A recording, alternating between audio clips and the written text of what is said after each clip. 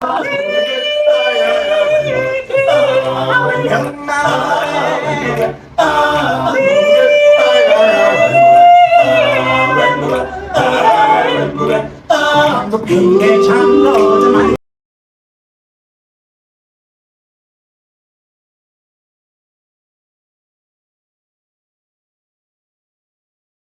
able to get into this apartment, and in this apartment they knocked and they came in, and unfortunately there was an engagement inside, and the suspect was fatally wounded. This obviously follows the work that has been done over the past few days, where even the vehicle was recovered. So just to clarify that point, this suspect that has been located is the son of the other gentleman that was arrested, okay? Yeah, that's correct. The vehicle is owned by a man that lives in a township nearby Devon, which is called Kwamashu.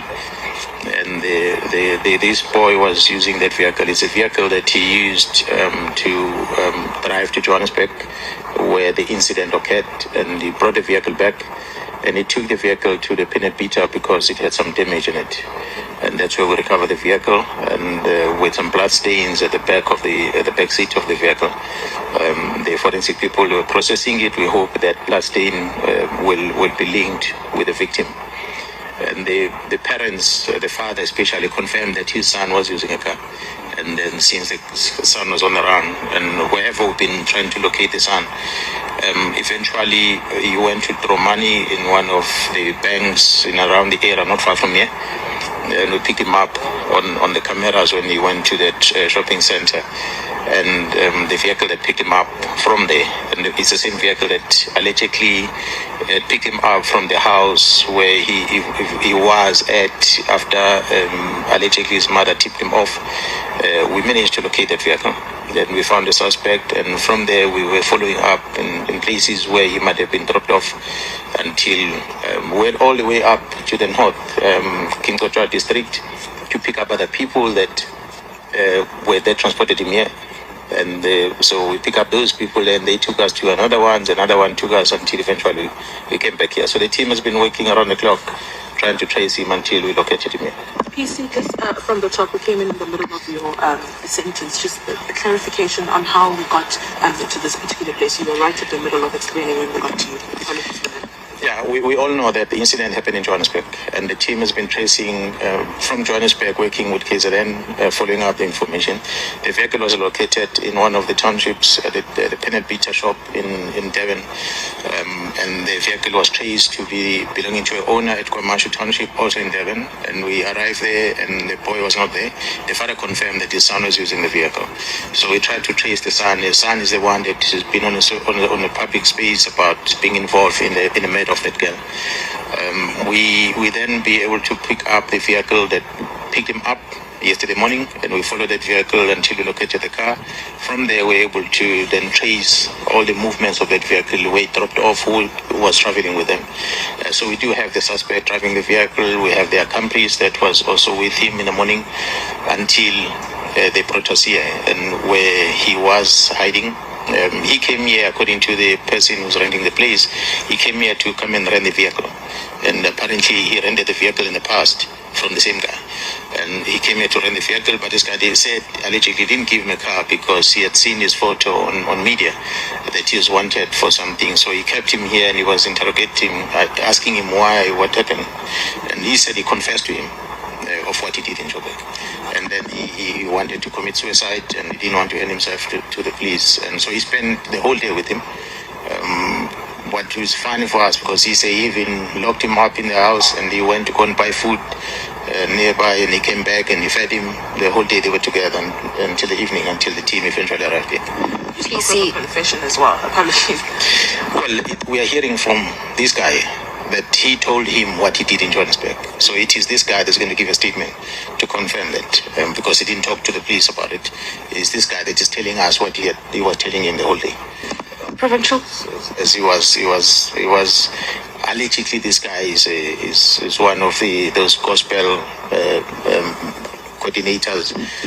So he was trying to cancel him, praying and the whole thing, trying to encourage him to hand himself over. So this is what this guy tells us. Obviously, his statement will prove that. So what led to the shooting then? Well, the shooting happened when the police arrived. So this guy confirms that he did not search him. He doesn't know whether he was carrying a firearm.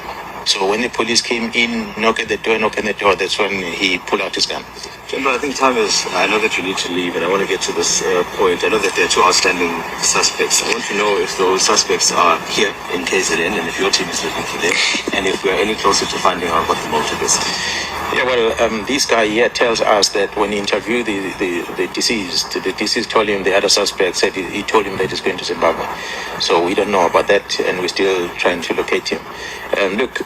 Even the other suspect that might have been involved in this case, we are told by Gauteng team that there were two suspects that were part of it, but we know the main suspect was this one that we managed to locate here. So while the team in Gauteng is tracing for other suspect, and they shared information with us, and the one that we know on the media that is one of the accomplices, we also going to be tracing him. But thus far, the two that assisted him to escape, that have been driving with him yesterday, picked him up and driving him around and drop him off here, and went to go draw money from the bank, and that were assisting him are the ones that we are also going to have in custody as an accomplice on this escape of evading arrest. Can I ask you just previously, yesterday, National Police said something along the lines of that after they released the tip-off line for anyone who had information on these suspects, that they received hundreds of calls from women across the country saying that they know them, that they've been victims of them.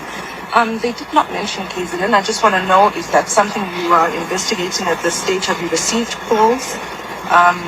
Yeah, please. Yeah, well, not less than over 90 calls that we've received as ACPS as a whole in the country. We know that he's also having a kidnapping case here at Kwamashu that we were supposed to appear in court for. We know of the court case in Brakpan where we were supposed to appear on Monday on a kidnapping case as well.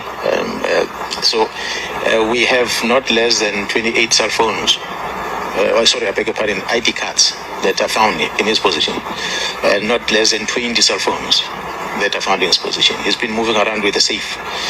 We don't know for what purpose. So we're still trying to trace these IDs, who they belong to, and who are these people that is having their IDs here.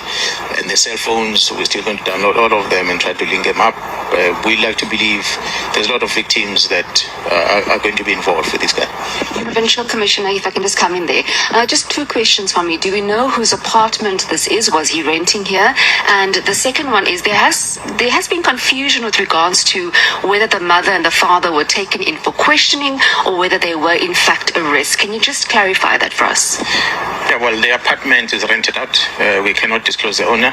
The gentleman that is here, who stays in the place, is renting out the place.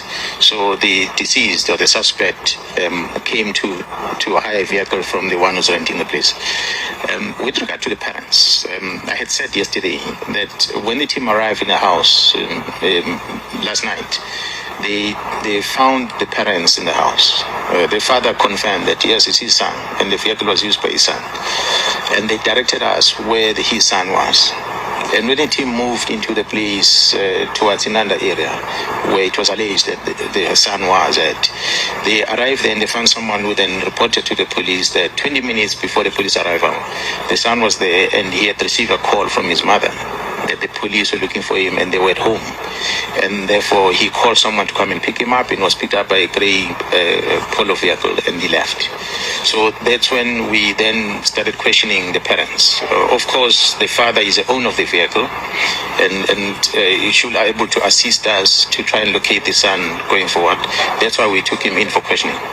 The mother who allegedly assisted this boy to escape, which we cannot charge her for because until we get a section 205 to really confirm the story that we're hearing that she might have tipped him off. Until we confirm that, we'll be able to then charge her. So for now, we are taking both of them for questioning, but because it's not a KZN case, we had advised in KZN that the team from Gauteng that was here must interrogate them and try and establish more facts.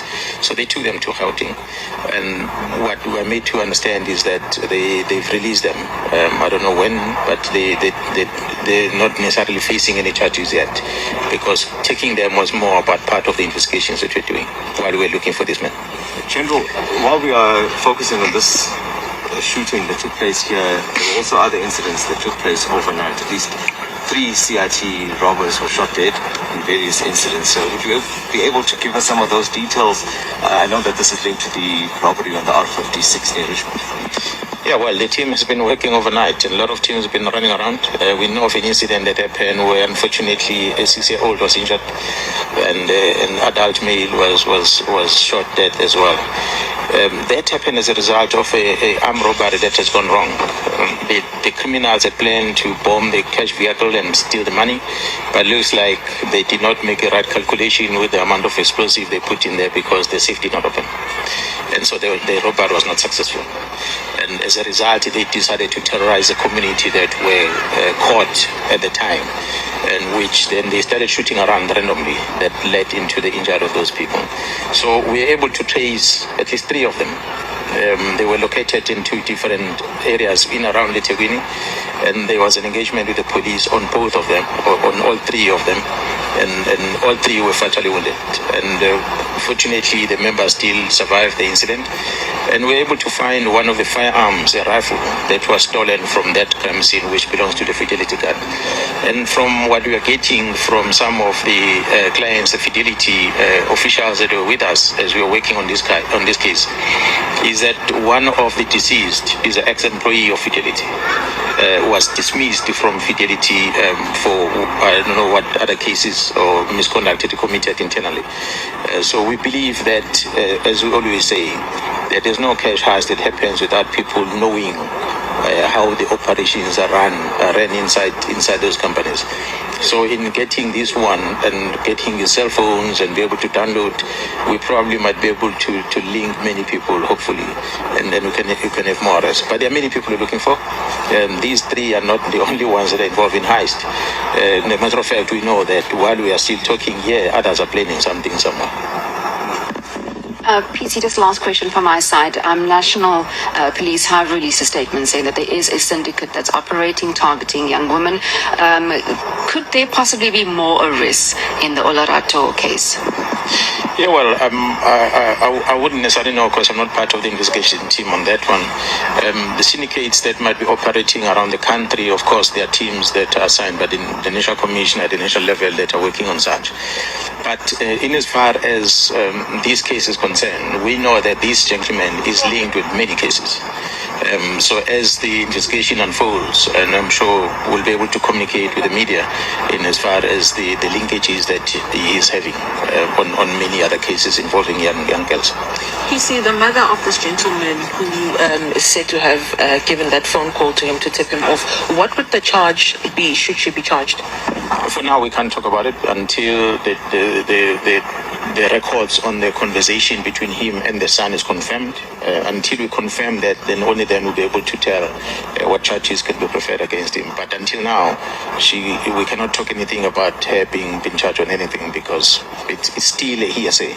It's information we receive from someone who was in the house who tell us that. Yeah, thank you. Breaking news. Olorato, this killer has been found and he was shot dead because he's been on hiding, running up and down, and the car has been found and it had blood stains. And as much as we have heard in the news that this is what happened, and we want to applaud the SAP police and Mkwanazi, who is always at the heels of these criminals. We want really to applaud. When I hear Mkwanazi speak, you could see that it's a gentleman that is speaking and he loves the job that he's doing. He's trying to reduce crime. As much as Malema has been saying that this Mkwanazi knows what, you can see even his posture. Even when he's been interviewed there, you could see that he knows his story. No, he calculates, he counts his words when he's talking. He doesn't talk recklessly. So, family, we are very, very pleased about the work of the SAP. And Standa Uguti, Olorato Mongale Ngokutula. We know her spirit is fighting to get all the culprits who were involved in her killing. Because it's only the body that dies, but the spirit never dies. So, family, city, Aibe Matutu Guinea, may her soul rest in peace.